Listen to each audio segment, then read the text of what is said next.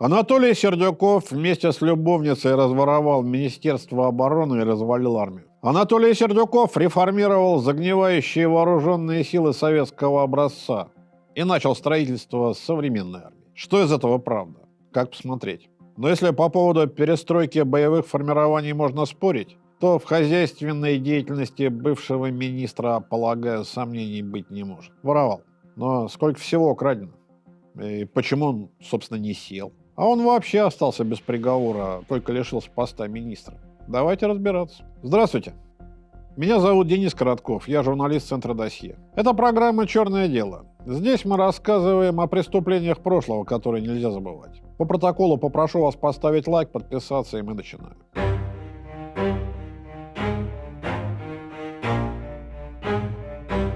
Бывший глава Федеральной налоговой службы, а до этого деятель мебельного бизнеса средней руки, окончивший срочную службу в советской армии в звании ефрейтора, Анатолий Эдуардович Сердюков был назначен министром обороны в 2007 году. Как так? Наверное, талантливый менеджер. На государственную службу он пришел только в 2000-м и за 4 года прошел путь от замначальника межрайонной инспекции в Петербурге до директора Федеральной налоговой службы. Это лишнее подтверждение. А то, что как раз в 2000-м он стал супругом дочери премьер-министра Виктора Зубкова, это, наверное, совпадение. Ну и то, что его отставка совпала с разводом, наверное, тоже совпадение. Бурные реформы Сердюкова в области перестройки всей структуры вооруженных сил, системы военного управления и военного образования рассматривать не буду, им недостаточно компетентен. Да и рассматривать их надо было бы исходя из того, какие задачи министру ставились и для каких целей армию готовили. Вряд ли тогда предполагалась большая война, и армия скорее готовилась для военно-полицейских функций, а не для операций фронтового масштаба на территории Украины. Впрочем, повторюсь, оставим это за скобками. Посмотрим на чисто хозяйственный вопрос. А тут реформы были просто сокрушительными. В наследство еще от советской армии имущество досталось огромное. Военные городки, военные заводы, военное лесничество, военная энергетика, система военной торговли, огромное количество недвижимости и прочее. Вроде бы светлая идея. Избавить командиров всех рангов от бытовых забот, передать функции управления всем этим в гражданские руки, а командиры пусть занимаются повседневной учебой войск, повышением уровня боеготовности и воинского мастерства. Но не профильные задачи, не отвлекаясь. Но было найдено решение, которое повергает меня в недоумение. Это решение, кстати, несмотря на перемену вывесок, продолжает реализовываться и сегодня. Вроде представляется вероятным или целесообразным два пути, да? Ну, первый, избавившись от действительно непрофильной и ненужной войскам собственности, выручив деньги за это в казну, критически важные для армии обеспечивающие структуры оставить в виде военных учреждений, казенных или государственных унитарных предприятий, и все это под управлением Министерства обороны. Ну или второй путь, распродав на конкурсной основе как можно больше, закупать необходимые товары и услуги на конкурентном рынке участников. А вот нет, был выбран третий путь. В 2008 году для освобождения военнослужащих от несвойственных им хозяйственных функций был создан монстр. Открытое акционерное общество «Оборонсервис» со 100% государственным участием, все акции были у Министерства обороны. И в «Оборонсервис» входили дочерние авиаремонт, спецремонт, ремвооружение, оборонстрой, агропром, оборонэнерго, военторг, Красная звезда и Славянка. Ну и каждая с россыпью дочек и внучек, а всего в системе насчитывалось на 2011 год 274 акционерных общества. Как провозглашало Министерство обороны, приоритетной целью деятельности хозяйственных обществ холдинга «Оборонсервис» является реализация задач, поставленных Министерством обороны Российской Федерации. Приоритетные задачи, хозяйственного общества? Вот Гражданский кодекс как-то так не считает. Он устанавливает, что юридическими лицами могут быть организации, преследующие извлечение прибыли в качестве основной цели своей деятельности, коммерческие организации, либо не имеющие извлечения прибыли в качестве такой цели и не распределяющие полученную прибыль между участниками, некоммерческие организации. Статья 50. Ну так вот, акционерное общество – организация коммерческая, и основная цель такой организации – получение прибыли. Вот я не понимаю, как Оборонсервис, сегодня он переименован в Гарнизон, может одновременно решать две часто противоположные цели, то ли обеспечивать как можно лучше реализацию задач, то ли прибыль извлекать. И уж совсем непонятно, как министр обороны, являясь одновременно министром и председателем Совета директоров акционерного общества, мог умудряться сохранять баланс интересов. Он что должен был делать в первую очередь? Беспокоиться об обеспечении обороноспособности или о цифрах в графе о прибыли акционерного общества? Ну, а если еще учесть, что он же одновременно руководитель ведомства, представляющего акционеров общества, то некий диссонанс в голове должен быть гарантирован. Но господин Сердюков успешно справлялся и, кажется, не особо рефлексировал. Много чего творилось с этими акционерными обществами. Ну, например, когда унитарные предприятия реорганизовывались, а затем искусственно банкротились, и их имущество, прежде всего недвижимость, уходило на сторону. Но мы остановимся на наиболее очевидной истории, из-за которой, собственно, руководитель Департамента имущественных отношений и руководитель аппарата Министерства обороны Евгения Васильева и еще десятка причастных пошли под суд. Ведь акционирование дало такой замечательный шанс. Даже не надо танцев с банкротствами. Недвижимость же можно просто-напросто продать. Имущество государственной структуры, такое как Министерство обороны, можно продать только с соблюдением конкурсной процедуры. Тоже решаемо, но необходимы лишние усилия, да и публичность, она немного мешает. А вот имущество коммерческой организации, пусть и со 100% государственным участием, по нормам того времени можно было продавать без конкурса. А в ведении коммерческой организации оказалась почти вся недвижимость оборонного ведомства. Главное – процесс обеспечить. Сколько там? 274 юридических лица. Да никакой министр за процессом не уследит, даже если он же председатель совета директоров. Поэтому надо создать процедуру, при которой копейка мимо него не проскочит, а попадет туда, куда нужно, и тому, кому нужно. И процесс был налажен. Времена были в чем-то патриархальные, а министры непуганные.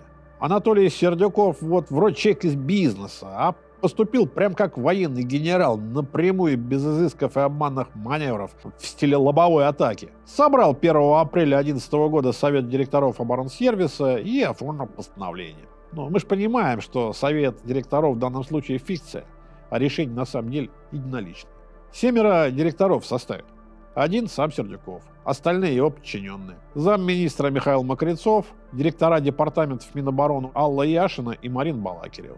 Гендиректор оборонсервиса Сергей Хурсевич. По какому-то совпадению все как один до Министерства обороны работали под началом господина Сердюкова в налоговой службе. Проверенные кадры. Исключение Евгения Васильева, которая руководила департаментом имущественных отношений, а затем стала главой аппарата Минобороны. Она никогда в налоговой службе не трудилась. Зато проживала с министром в одном доме, если не в одной квартире. Повестка дня – определение юридических лиц, которые будут оценку продаваемых объектов недвижимости проводить и в качестве агента при проведении сделки выступать. Предложение внесла Евгения Васильева. Для поддержания определенной конкурентной среды определить 3 компании – ООО «МПС», ООО «Capital Consulting» и ООО «Центр правовой поддержки Эксперт». Как госпожа Васильева выбор обосновал, не указано, видимо, никак. И, судя по протоколу заседания, предложение приняли единогласно, без вопросов и обсуждений. И вниз тут же летит распоряжение гендиректора Хурсевича дочерним субхолдингам. Проинформировать всех дочек, внучек и зависимых, обеспечить заключение договоров с указанными компаниями, о результатах доложить. Руководители субхолдингов передают распоряжение высокого руководства ниже. Обеспечить исполнение решения о безусловном заключении дочерними и зависимыми хозяйственными обществами с вышеназванными организациями и доложить. И вдогонку письмо Хурсевича с типовым договором с Центром правовой поддержки «Эксперт», чтоб без самодеятельности. Кстати, очень интересное письмо, потому что в нем гендиректор оборонсервиса указывает, что договоры с МПС и Capital Consulting следует заключать по формам, ранее присланным. И прям пишет, что эти формы были направлены еще 21 февраля 2011 года, исходящий номер в наличии. То есть обязательные к исполнению типовые формы договоров были направлены за 10 дней до того, как Совет директоров принял решение? Да, в общей картине это вообще мелочь. Потому что не прошло и года, как оказалось, что все эти компании сплошь жулики и мошенники. В феврале 2012-го задержали генерального директора «Эксперта» Екатерину Сметанову. Следователи посчитали, что земли и здания военного ведомства реализовывались с серьезным занижением реальной стоимости, что влекло серьезный откат. За продажу 4 магазинов «Военторг» в Самаре, всех вместе за 147 миллионов рублей, был получен откат 18 миллионов, и из них 6 миллионов передали лично Сметановой. Тогда дело развития не получит, Сметанову выпустят, и вновь под арестом она окажется осенью, когда за оборонсервис возьмутся всерьез. А осенью 12-го появятся претензии Capital Consulting, в частности, из-за неправильной, по мнению следствия, оценки объектов недвижимости. Например, таких, как здание Государственного проектного института специального строительства в Москве или пансионата «Эллада» в Краснодарском крае. Эти объекты в результате перешли в собственность коммерческих фирм, контролируемых, как установило следствие, Евгенией Васильевой, руководителем аппарата министра и лично очень близким к нему человеком. Там еще ряд других эпизодов. Но никто из членов Совета директоров, как выяснится, не виноват. Немножко виновата сама Евгения Васильева, которая даже получит уголовный срок, на чем мы остановимся позже, а кроме нее больше никто. Там получится несколько парадоксальная ситуация. Следствие и суд, они посчитают, что министр был введен Васильевой в заблуждение. А сам он будет утверждать, что никуда она его не вводила, а была примерным сотрудником. Кого такие противоречия в судах смущают, не такое мимо ушей пропускали. Давайте посмотрим, кто кого обманывал, если обманывал. Инициатором включения в схему распродажи военного имущества на эксклюзивной основе 3 обществ с ограниченной ответственностью была Евгения Васильева. О ней подробнее. Родившаяся в 1979 году в Ленинграде, Евгения Николаевна и до поступления на службу в Министерство обороны была человеком не бедным. Отец, может, не олигарх, но вполне успешный бизнесмен. Образование – юридический факультет Петербургского университета, красный диплом. После университета, как обычно пишут, какое-то время работала юрисконсультом. А вот места работы необходимо уточнить. В 2006-2007 годах работодателем Васильевой была юридическая компания Capital Legal Services. Как она сама себя представляет, ведущая российская фирма, работающая по международным стандартам. И тогда, и сегодня Capital Legal Services возглавляет Вячеслав Забродин, известный и уважаемый в корпорации юрист. Второй строчкой в списке команды – партнер Павел Карпунин. Запомните это имя, это важно. Где и когда пересеклись пути Евгении Васильевой и Анатолия Сердюкова? Предположение, что Васильева познакомилась с будущим министром во время учебы в университете, но оно очень сомнительно. Действительно, учились они в одно время, но Васильева училась на дневном отделении, а Сердюков на заочном. А в те годы занятия заочников уже проходили в отдельном корпусе, расположенном в 1,5 километрах, от основного здания факультета. Как мне рассказывали, министр впервые рассмотрел Евгению Васильеву и увлекся ей только весной 2010 года уже в Москве. А в Москву ее привел совсем другой человек. После Capital Legal Services, или даже одновременно, Васильева работала в петербургских структурах Су-155, одного из крупнейших застройщиков, отвечая в том числе за связь с Минобороны. И Васильева участвовала в совещаниях по реставрации Кронштадтского морского собора, где ее и заметил член попечительского совета, первый заместитель мэра Москвы Владимир Ресин. И вот именно Ресин забрал Васильеву в Москву своим помощником. А скоро она стала помощником и у заместителя руководителя президентской администрации Александра Беглова. И якобы на одном из попечительских советов по собору они встретились и познакомились с Сердюковым. Потом отношения развивались стремительно. В марте 2010 года Васильева оказалась в ранге помощника министра обороны, а потом она очень быстро становится руководителем департамента, а затем и главой аппарата министерства. Переезжает в квартиру в том же доме в Молочном переулке, в котором проживал и Сердюков, близкие соседи. Там в этом доме вообще всего 6 квартир, зато метров по 200. И вот 1 апреля 2011 года Васильева вносит предложение о выборе компаний, которые будут проводить оценку продаваемой недвижимости Минобороны и сопровождать сделки с вознаграждением повыше рынка.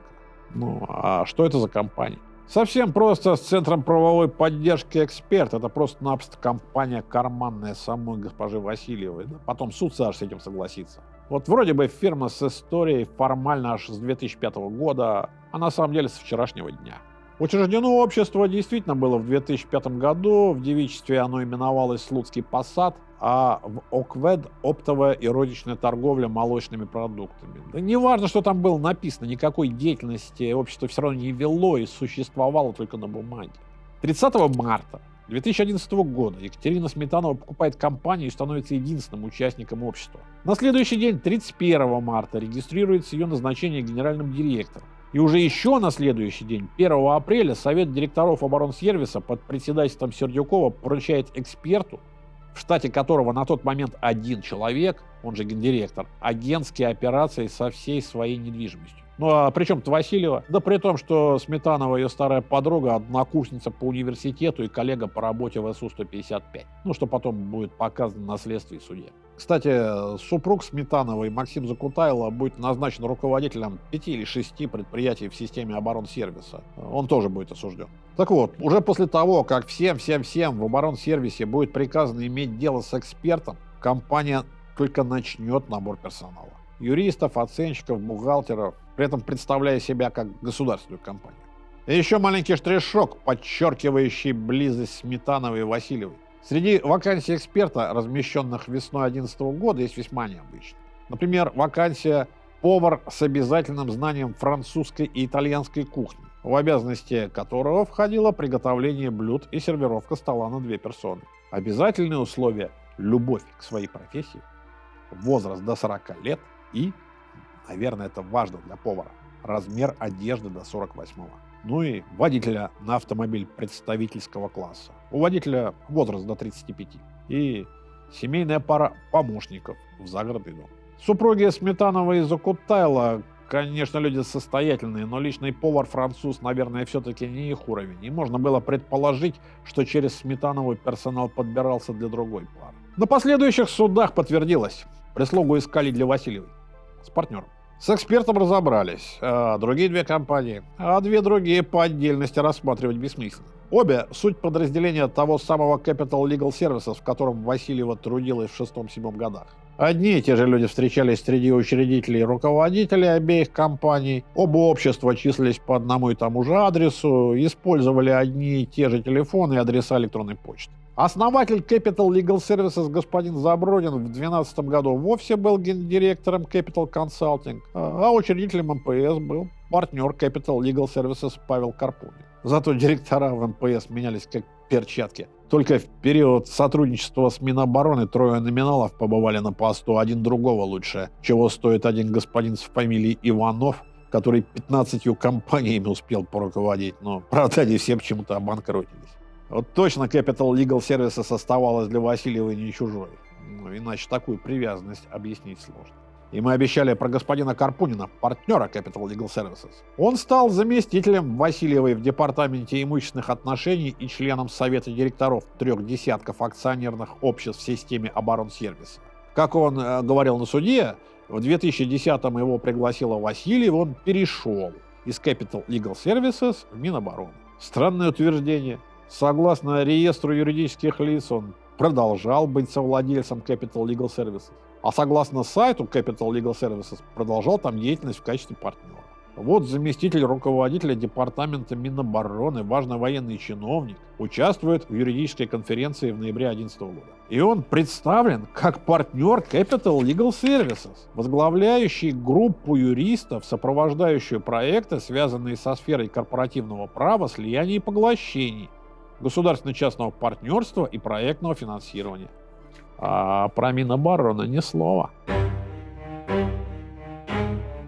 Сколько всего было украдено? Да кто ж подсчитает? У фигурантки дела оборонсервиса Евгении Васильевой исследователи обнаружили дома 51 тысячу драгоценных камней, 19 килограммов золота и платины.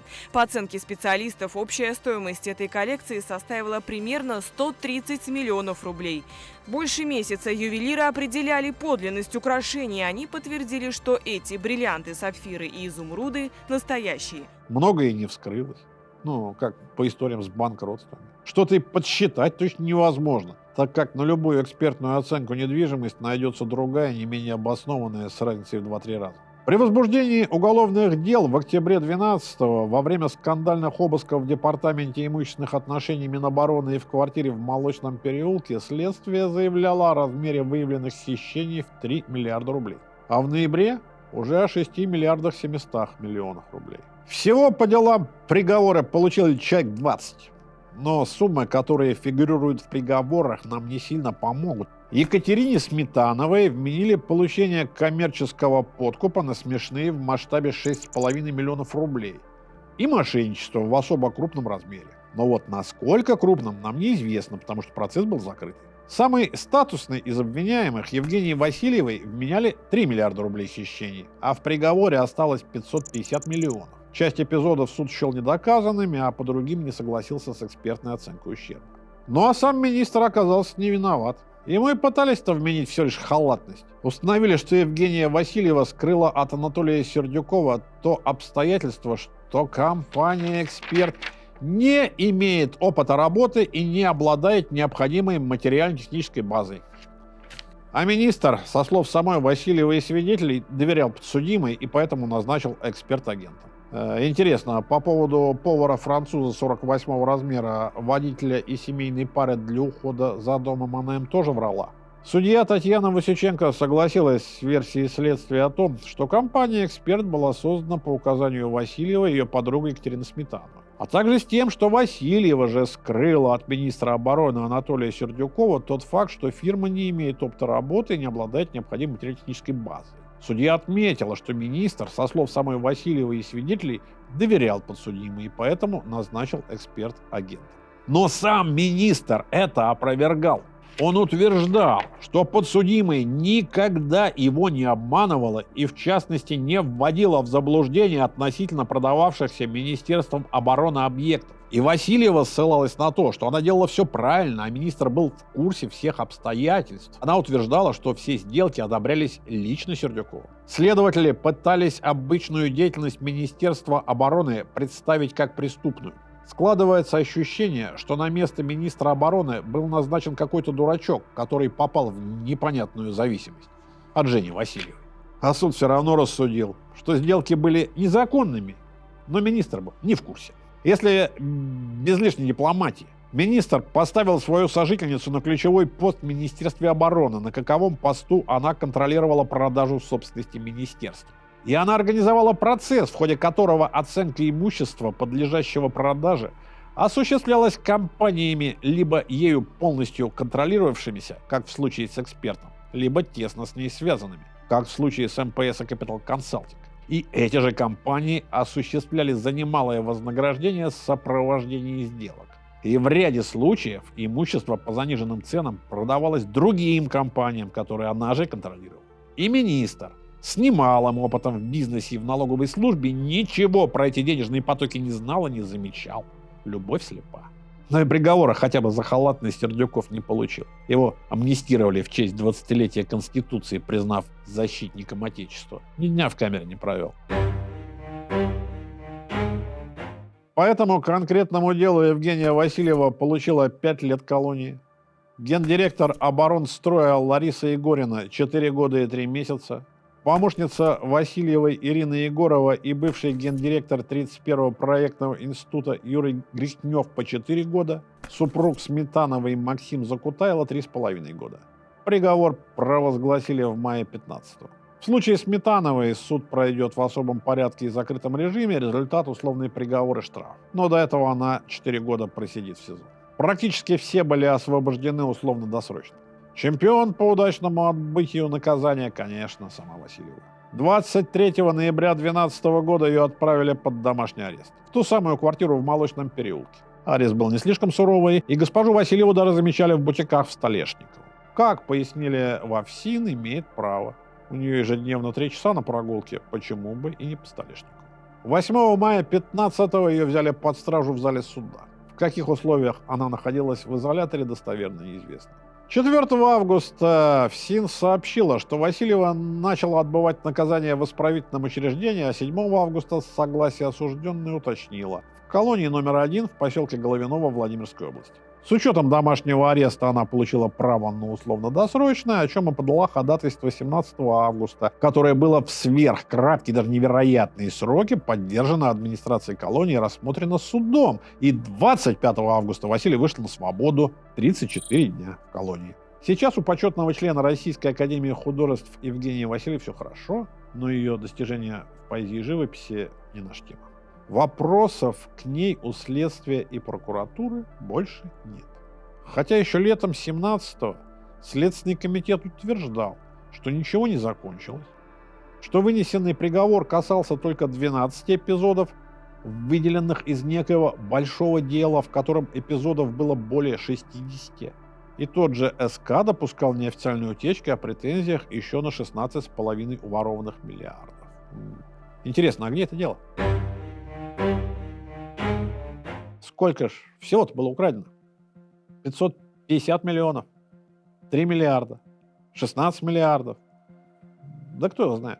Понятно только, что много, и даже масштаб таких чисел мне сложно представить. В ходе скандала 2012 года не только Васильева с 4 официальными подельниками под суд пошла. Были и как бы параллельные дела, в которых Васильева и Сердюков официально не фигурировали. Дело военторга, дело военно-строительного управления, дела по арсеналам, по ремонтным заводам, еще по мелочи. Там человек 15-20 приговор получили. Так что, как считать, бог весть. Например, одним из обвиняемых был гендиректор «Славянки» Александр Елькин. И согласно материалам дела, он миллионов на $20 наворовал и взяток набрал. Похоже так, у него только наличности 4,5 миллиона в американской валюте нашли. И если доверять следственно-судебной системе, получается, что гендиректор «Славянки», дочерней структуры оборонсервиса, воровал куда больше своих руководителей, мошенническую схему установивших, и с ними не делился. А если не поверить и экстраполировать доказанные ему суммы хищений на руководство, да с учетом, что их доля побольше должна быть, то налит в строчку не поместится. А что там стало с компаниями во вселенский скандал, вовлеченными и изобличенными? Центр правовой поддержки «Эксперт» приказал долго жить. Его переименовали в «Общество с ограниченной ответственностью мира», переписали на номинала, и в конце концов он был исключен из реестра. А фактически контролировавшиеся и контролирующиеся Capital Legal Services, общество МТС и Capital Consulting продолжают существовать и даже деятельность какую-то ведут, судя по обороту на счетах. Да и материнская Capital Legal Services сегодня одна из известнейших юридических консалтинговых компаний на международном уровне. Евгению Пригожину помогали санкции западные обходить и с журналистами в Лондоне судиться, честь и достоинство, простить господина Пригожина защищая, опровергая его связь с группой Вагнера. Да, Пригожин защищал честь и достоинство, опороченное, по его утверждению, публикациями Беллингкета о его связях с Вагнером. Неудобно получилось, когда в 22-м Пригожин публично связь с Вагнером признал. Партнер господин Карпунин заявил, что Capital Legal Services в связи с этим событием была в шоке. Простаки такие.